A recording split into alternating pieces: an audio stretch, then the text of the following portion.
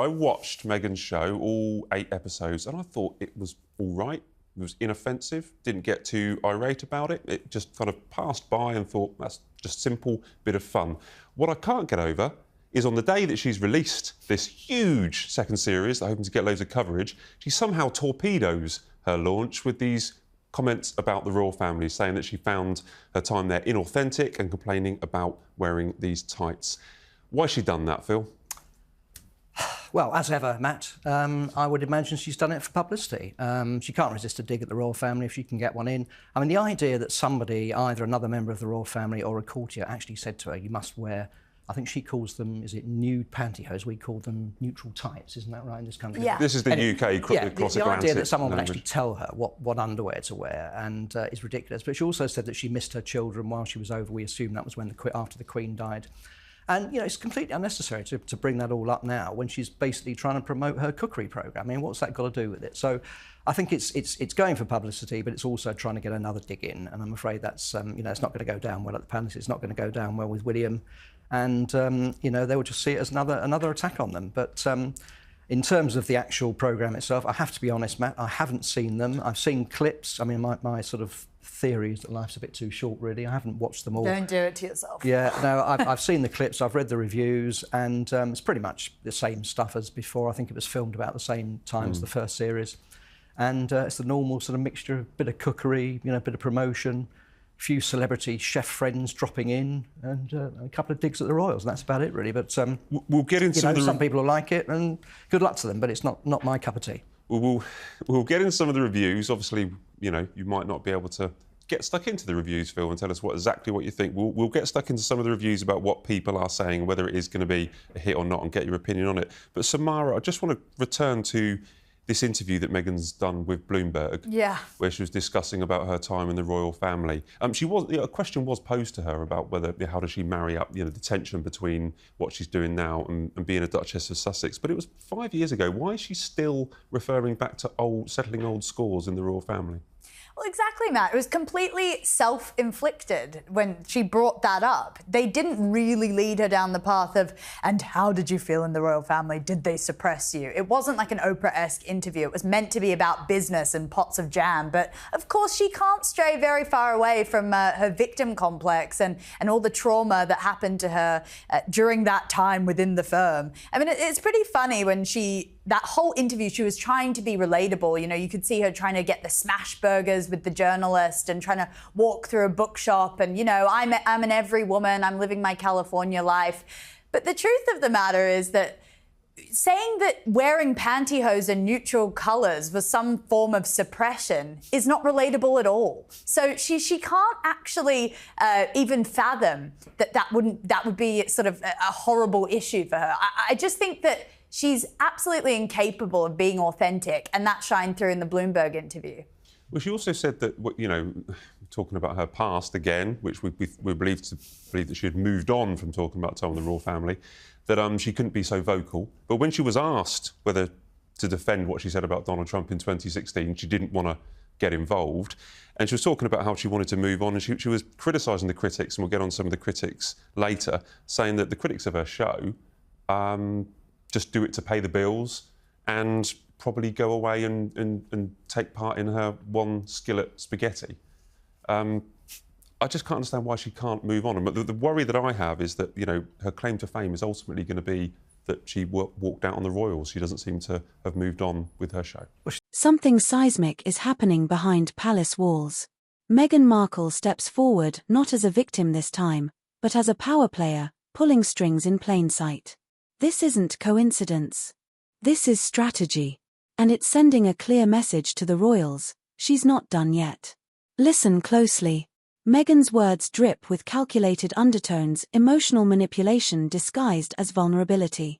She's rewriting her own narrative while throwing subtle daggers at the palace. Every phrase is loaded. Every look rehearsed. Royal insiders are sounding alarms. Behind the scenes, Meghan's actions are being described as a deliberate provocation. Leaks suggest tensions are boiling. This isn't diplomacy, this is a quiet declaration of war. The public isn't buying it anymore. Across social media, hashtags are trending, headlines are brutal.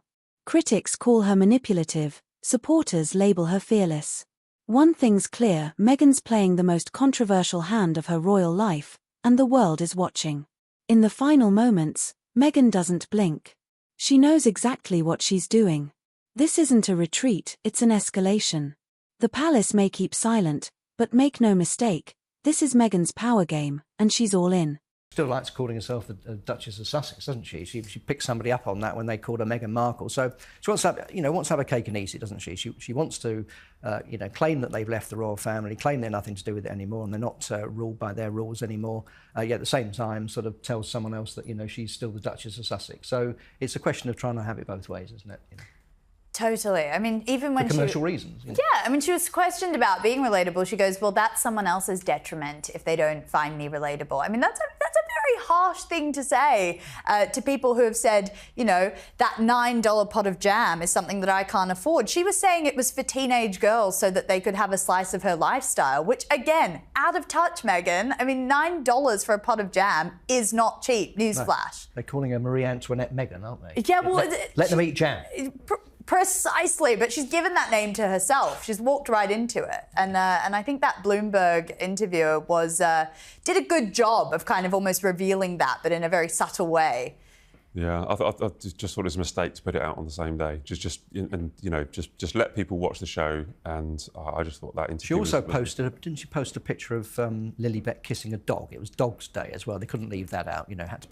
Had to sort of jump on the bandwagon of Dog's Day. Well, and Harry surfing a wave, which it was just random, but I think she was trying to get some publicity out of him. Harry's not in the show, is he? So that's quite interesting. That there's nothing of Harry at all. Might be a photograph of him in the background or something, but he's not in it. So I think that's quite significant. And that plays into the sort of feeling that they're going their separate ways commercially. He's doing his charity work and she's doing that. But no, he's not in it apparently. So no, he's not. Well, let's get on to the show. We don't see him coming in and even lick the plate or something. Yeah, test it out. Netflix, yeah, they wouldn't have been happy. Well, let's get on to the show because, Phil, you've seen clips. I've watched all 8 episodes. I said that I just found it inoffensive and, it just passed me by and relatively enjoyable, but moved on. Samara, the critics have been rather scathing again, like they were on Series 1. I'll just read some of the ones that we have so far. The Times says, save yourself, don't do it. The Guardian, so painfully contrived that it's genuinely fascinating. And Phil, you touched on this. The Telegraph says more tone deafness from the Montecito Marie Antoinette. Are these over the top, or do you share these views? I mean, what's really interesting is that she's unified the entire media spectrum. I mean, from the so-called, left-wing to right-wing media, Everyone hates this. So you can't just say, oh, it's trolls trying to pay their bills, as Meghan does say. It's everyone that doesn't actually enjoy the show as a piece of television. I mean, it was...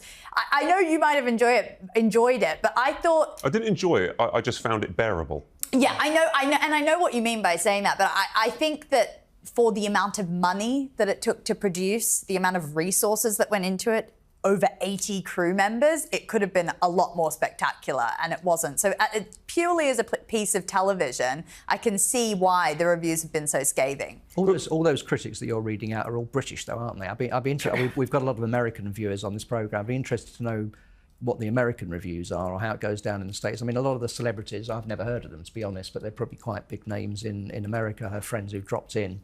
So it'd be interesting to know how it goes down in the States, but certainly over here it's been panned, but that's probably not their main audience. Well, why do we think the reviews are so bad? Is it because it is dreadful, as people have pointed out, or is there just, a general hate watch on Meghan shows and there is everyone's just in this channel where anything Meghan does is bad, or is it really that bad? I think it's just the fact that nobody believes that she's, one of the guests says that apparently she is a very good cook, but I mean, we've got no evidence for that. She says she doesn't like baking, funnily enough, which Kate, actually, the Princess of Wales, apparently is a very, very good baker, a very good chef on that front. But I just don't think people believe that she's actually an expert, and so she's just jumping on the sort of celebrity chef bandwagon and doing it purely because of who she is. And, she hasn't really got much to tell us about anything sort of particularly new about cooking.